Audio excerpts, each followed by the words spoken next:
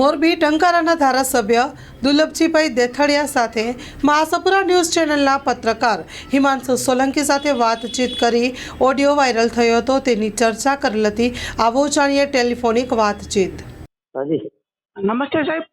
નમસ્તે, હા, હું મહાસપુરા ન્યૂઝમાંથી હિમાંશુ સોલંકી વાત કરું છું, બોલો ને। મોરબી। આજે તમારો ઓડિયો વાયરલ થયો છે, હા, એના વિશે તમે શું કહેશો?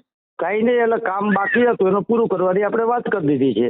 હા હા અને વાવડીનો જે વિસ્તાર થયો ને, આ જે વિસ્તાર સોસાયટી હા હા આપણે માધાપર ઓજીમાં આવે, માધાપર એટલે આપણા શું કહેવાય મોરબી નગરપાલિકામાં હા હા ગ્રામ પંચાયતનું કામ પોતાની ગ્રાન્ટમાં ન વાપરી શકે રવા પર।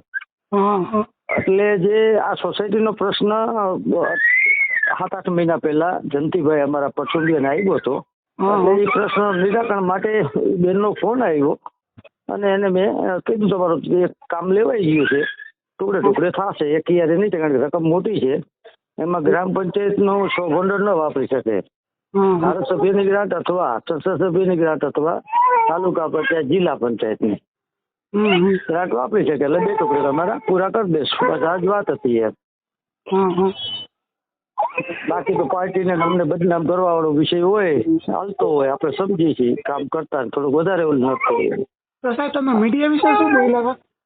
મીડિયા વિશે કોઈ બોલ્યો નથી, એ સોશિયલ મીડિયા જે બેને ફેસબુકમાં મૂક્યો હતો ને એ વિશેની વાત હતી, એમાં મીડિયાનો કોઈ રોલ નહોતો કાંઈ, એટલે આ જ વાત હતી।